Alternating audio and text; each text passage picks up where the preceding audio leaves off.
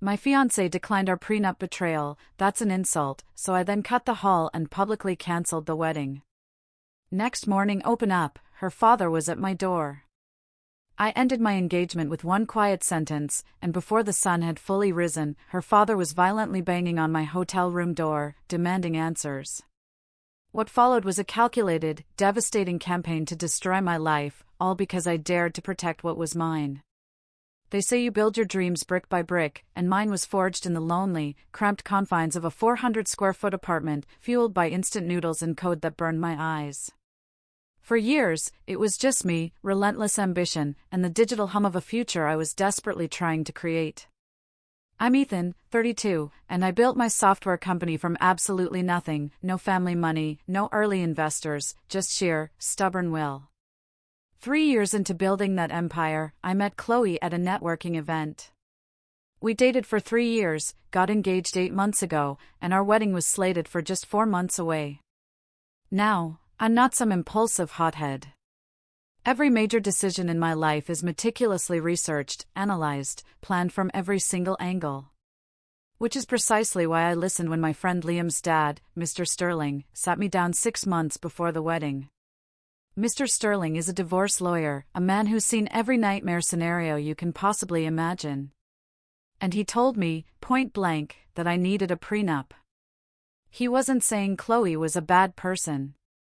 He was saying I had employees depending on my company, contracts worth millions, intellectual property that took years of my life to develop. The prenup I had drafted was simple, fair, and, I thought, utterly reasonable. Everything I built before the marriage stayed mine. Everything we built together would be split 50-50ths.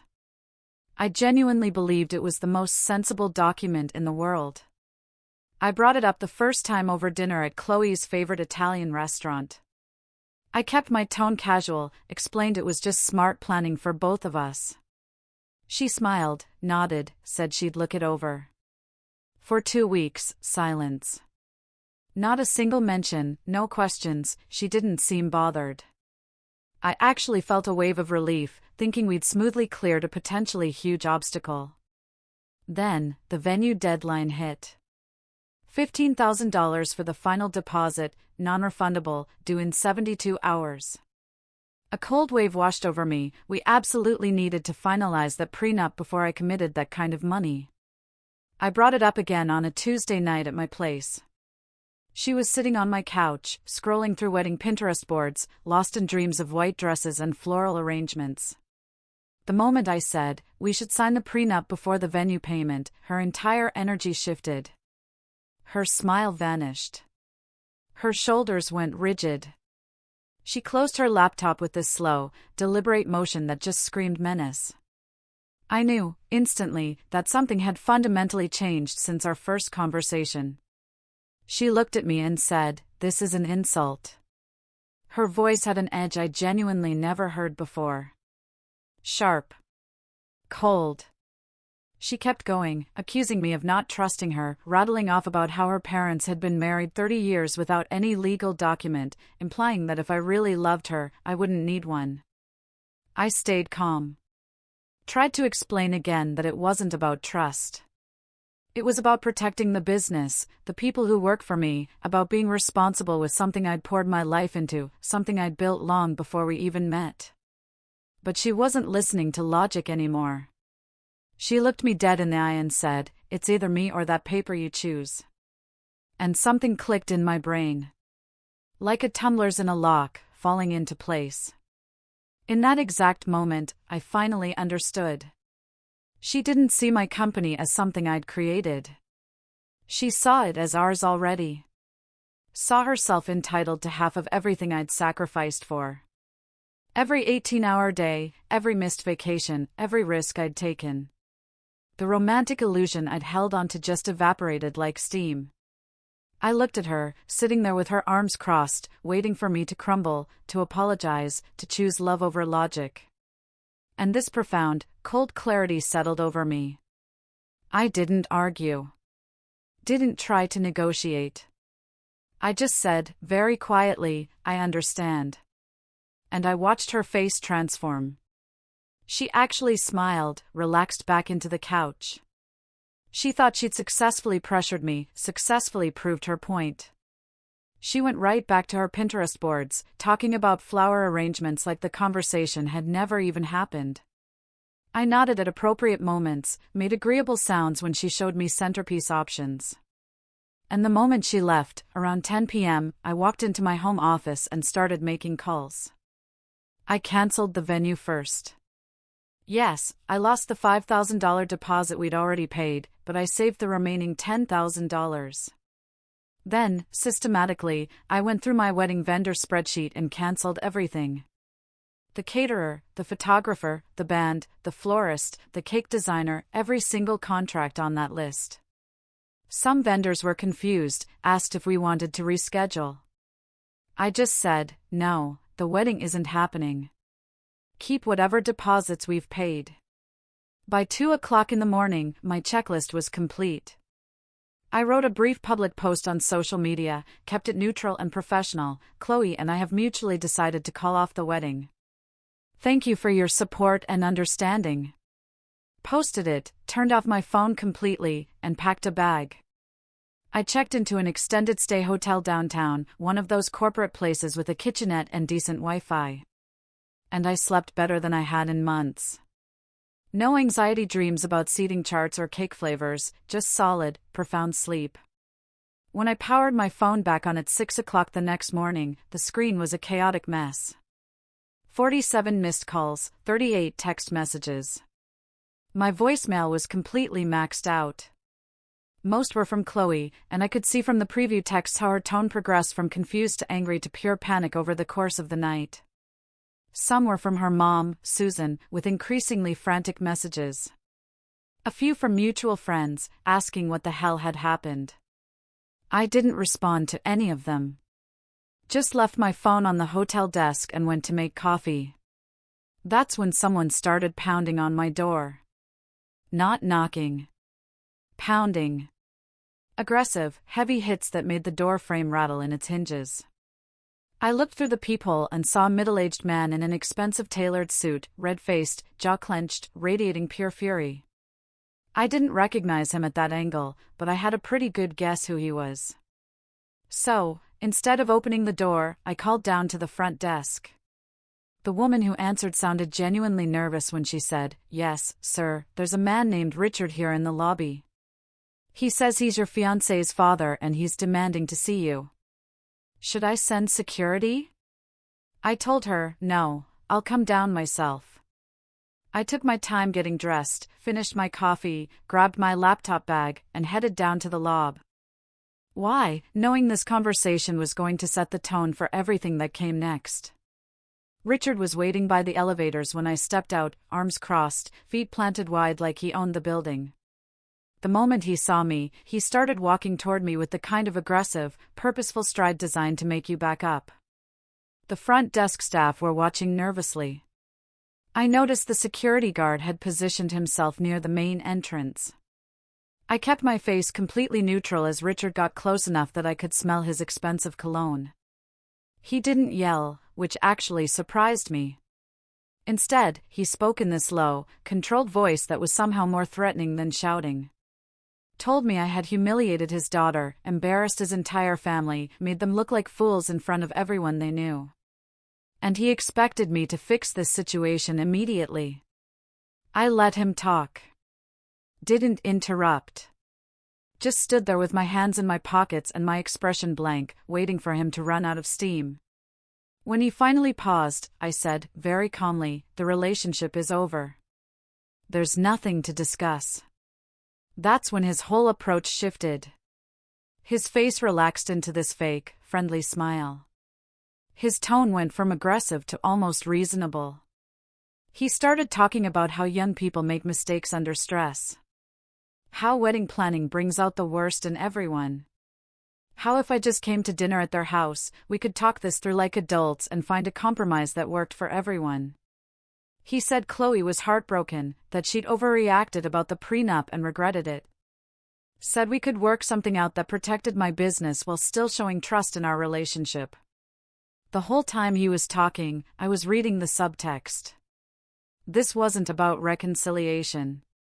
This was about control. About getting me back into their orbit where they could manage the narrative and apply pressure until I signed away my protection. I told him no. The decision was final. And I watched the mask slip completely off his face. He leaned in close enough that I had to resist the urge to step back, and said, "You don't want to make an enemy out of me." His voice had gone ice cold. I understood right then that this was a promise, not a threat. A preview of exactly what was coming if I didn't fall in line. I didn't flinch, didn't respond, just held his stare for 3 long seconds. Then I turned around and walked back to the elevator, leaving him standing in the middle of the lobby. Over the next 2 weeks, Chloe launched what I can only describe as a reputation assassination campaign. I only heard about it through mutual friends because I'd blocked her number, her social media, every possible contact point. She was telling people I'd had some kind of breakdown, that I'd become paranoid and unstable, that the stress of running the company had made me erratic, and she was genuinely worried about my mental health. She positioned herself as the caring, devoted fiancée who'd tried everything to help her struggling partner, but had been pushed away. And the scary thing was, some people believed it. Because I wasn't defending myself. I wasn't offering my side of the story. I made a conscious, deliberate choice to stay completely silent. Didn't post anything on social media. Didn't call friends to explain. Didn't try to control the narrative. I just let her talk while I focused on practical legal steps. I had Mr. Sterling draft a formal eviction notice, giving Chloe 30 days to remove her belongings from my apartment. It was legally airtight and professionally worded, sent via certified mail with all the proper documentation. When she received it, she apparently showed up at my office building, crying and demanding to see me. My assistant buzzed me to say Chloe was in the lobby, refusing to leave. I told her to contact building security. Didn't go down there. Didn't engage at all. Just had her escorted out. Chloe's mom, Susan, started calling me from different phone numbers because I'd blocked her main line, leaving these long, rambling voicemails about family and forgiveness and how I was breaking her baby's heart over a piece of paper. I'd listened to about 5 seconds of each message, just enough to confirm it was her, then hit delete. I kept meticulous records of every single attempt at contact, with timestamps and call durations. That's when the business attack started. Subtle at first. Easy to miss if you weren't paying attention to patterns. My main supplier for server equipment suddenly wanted to reduce my credit line. Claimed it was just routine policy review, nothing personal, but the timing made my instincts prickle.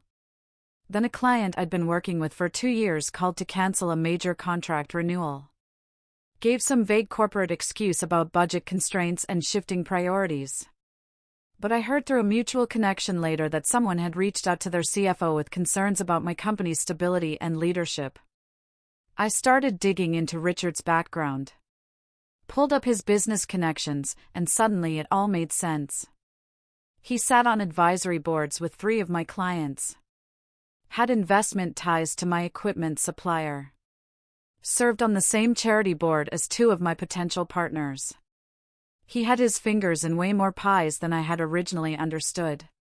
He was making quiet phone calls, planting seeds of doubt, leveraging his network to squeeze my business without leaving any obvious fingerprints. And I had to admit, it was impressive. In a terrifying, calculated way. Move-out day was scheduled for a Saturday, 3 weeks after the eviction notice. I deliberately stayed away from the apartment. Didn't want any possibility of a confrontation or dramatic scene. So I sent Liam over there with his dad, Mr. Sterling, to supervise the whole process. I gave them a detailed inventory list of everything that was mine versus what Chloe had brought into the apartment. Told them to document the entire move with photos and video footage. I waited at a coffee shop for updates. Liam called me around 2 o'clock in the afternoon and said everything was going smoothly. Chloe had hired professional movers, and they were efficiently packing her belongings. No drama so far. I started to relax, thinking maybe this would actually end without incident. Then, about an hour later, Liam called back. His voice had this edge of disbelief. Said Chloe had tried to take my grandfather's watch. The one that sits in a display case in my bedroom. Claiming I'd given it to her as an engagement gift last Christmas. It was a complete fabrication. That watch was one of the only things I had left from my grandfather, who died when I was 12. A 1960s Omega that he'd worn every day of his adult life. There was absolutely no universe where I would have given it away to anyone. Mr. Sterling apparently stepped in immediately, very calm and professional. Explained that the watch had significant documented sentimental and monetary value, wasn't listed anywhere as a shared asset or gift, and politely suggested that if Chloe insisted it was a gift, she should be able to provide some evidence of the gifting occasion, photos from Christmas morning, maybe, or a card, anything. She couldn't produce anything, obviously, so she backed down. But the fact that she'd even attempted it told me everything I needed to know about how she viewed our entire relationship. Liam said as Chloe was walking out, she stopped at the threshold, turned back toward where he and Mr. Sterling were standing, and made this comment about how I was going to regret this, how her father had ways of dealing with people who crossed their family, how I had no idea what I just started. I told Liam to make absolutely sure that comment was documented in the formal report Mr. Sterling was preparing. Added it to the growing file of concerning behavior I was building. Then I sat in that coffee shop for a long time, just thinking. I wasn't scared, exactly, but I was exhausted. Bone-tired from the constant, low-level stress of waiting for the next attack, wondering what Richard would do next, which client he'd call, which supplier he'd pressure. Part of me genuinely considered just leaving, moving to another city where Richard's influence didn't reach, starting fresh somewhere his network couldn't touch me. But that felt like running. Like letting him win through intimidation. And I'd never been the type to run from anything in my life. I pulled up the security footage from my apartment building on my phone. Watched the clip of Chloe and the movers leaving. Saw her stop at the door and turn back toward the camera. And I made a decision right there in that coffee shop. They thought I was weak because I'd stayed quiet. Thought my silence meant I was scared, or defeated, or willing to just take whatever they threw at me. They were about to learn a very expensive lesson about the difference between quiet and powerless. I destroyed Richard's reputation without ever mentioning his name in public. And the beautiful, ironic thing about it was that he never saw it coming until it was too late to stop. 2 weeks after the move out, I lost my biggest client.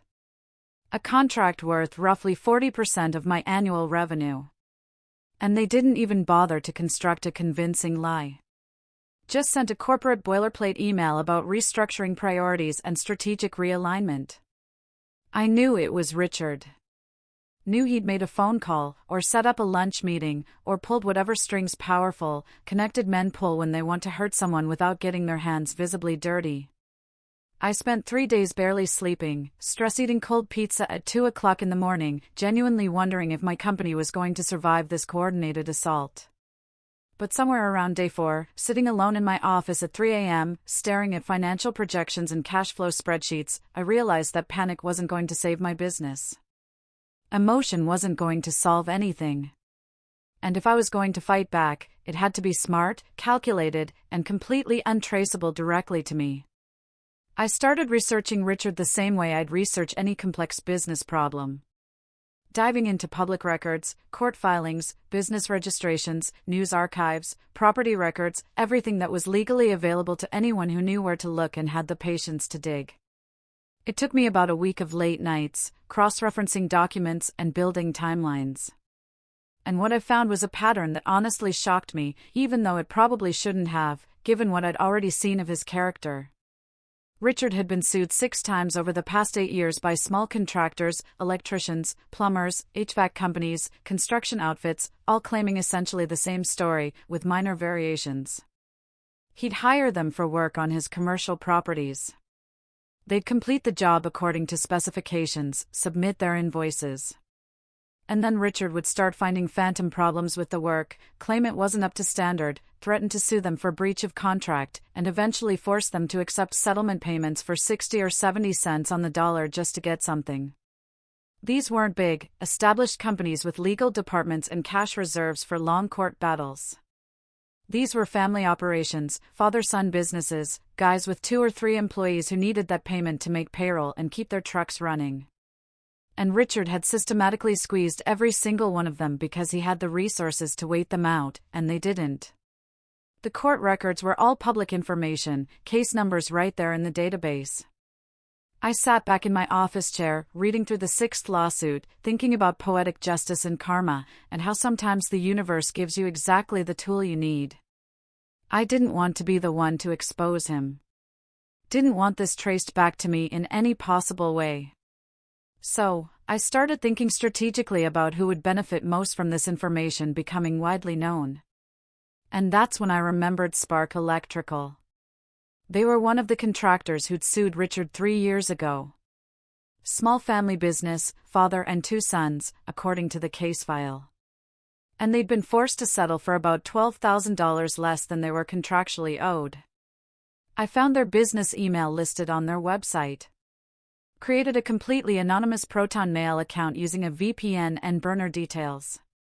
And spent 2 careful hours crafting a message that was factual, neutral, and genuinely helpful without revealing anything about my personal connection.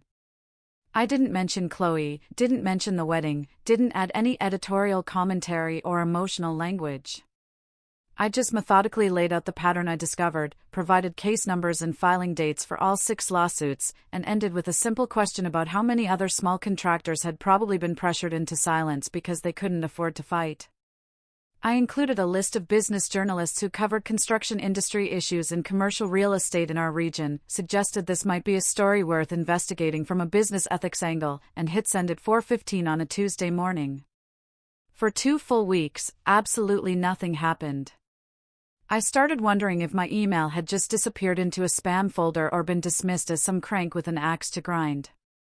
But then Liam forwarded me a link to a local business news site with a headline about predatory payment practices in the commercial construction sector.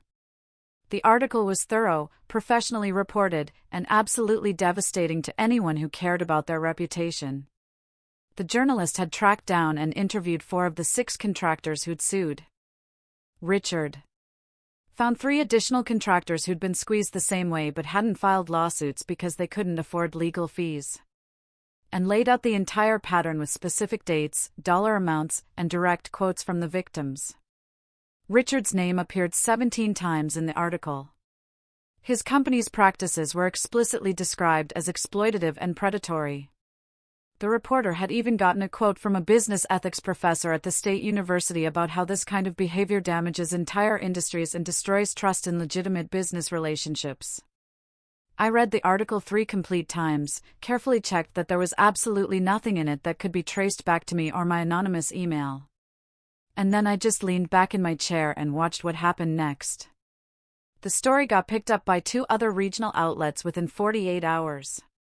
One of them, a fairly prominent business paper with circulation across 3 states. Suddenly, Richard's tactics were being discussed in contractor forums, construction industry Facebook groups, and local business association meetings. The charitable board he'd sat on for 6 years quietly announced his resignation 2 weeks later, buried the news in a routine newsletter update, but people in those circles noticed and started asking questions. One of his major real estate investors backed out of a mixed-use development project worth several million, citing concerns about reputational risk and due diligence issues. I only knew about it because the Business Journal ran a brief follow-up article mentioning the withdrawal. Richard wasn't destroyed. His business didn't collapse overnight. He wasn't criminally charged with anything. But his influence took a serious, measurable hit. His reputation had a permanent, visible stain that wouldn't wash out. And most importantly, he couldn't bully small contractors as easily anymore because everyone in the industry was watching and documenting. Chloe's social media presence gradually shifted over the following months from wedding planning content and couple photos to vague philosophical posts about betrayal and learning to trust yourself after trauma. I watched from a distance as her follower count steadily dropped because people were getting tired of the victim narrative. She'd built her entire public identity around being half of the perfect engaged couple, had cultivated this whole Instagram aesthetic based on our relationship. Now she was scrambling to rebrand herself as some kind of survivor and inspirational figure, and it just wasn't landing with her audience. I heard through mutual friends that she'd started dating someone new about 3 months after everything ended, some guy who worked in middle management at her father's company. I felt absolutely nothing about it. No jealousy, no vindication, no anger. Just this mild, detached curiosity about whether she'd try the same entitled approach with him, or if she'd learned anything. My business stabilized after about 4 months of careful navigation and damage control. I landed 2 significant new clients who actually appreciated my professionalism and reliability, brought on 3 new employees, and the chronic stress headaches that had become constant during the wedding planning phase just disappeared completely. I moved to a better apartment with actual building security and a doorman. Got a place with more natural light and a proper home office setup. And I put my grandfather's watch on the nightstand next to my bed where I could see it every morning when I woke up. Sometimes, late at night when I couldn't sleep, I'd think back to that moment when Chloe gave me the ultimatum. How she'd been so absolutely confident that I'd choose her over protecting what I'd built. And I'd wonder if she ever understood that it wasn't really about the prenup at all. It was about what the prenup revealed about how she viewed my work, my sacrifice, my years of effort. She'd shown me exactly how she saw my company and my success. And once I saw that clearly, there was no possible way to unsee it, or to go back. Richard never contacted me again after that morning in the hotel lobby. And I genuinely don't know if he ever figured out that I had anything to do with the article that damaged his reputation. But part of me hopes he spent at least some time wondering, questioning, maybe suspecting that the quiet guy who wouldn't fight back in person had actually been planning something far more effective than a confrontation. I still look at my grandfather's watch every morning, watch the second hand move in perfectly steady increments around the face. It's a constant reminder of how the best, most important decisions in life are usually the ones you make when you're calm. When you're thinking clearly. When you're not being manipulated by emotion or pressure or someone else's expectations about who you should be. Ending that engagement was the best business decision I ever made. And I don't mean that cynically or coldly. I mean it literally and precisely, because it taught me that sometimes protecting what you've built means walking away from what you thought you wanted. And there's a very specific kind of freedom that comes from choosing your actual future over someone else's fantasy about who you should be. So, I have to ask you, if you were in my shoes, faced with that kind of calculated hostility, how would you have handled it? Let me know in the comments below, and don't forget to like and subscribe if you want to hear more stories about standing your ground.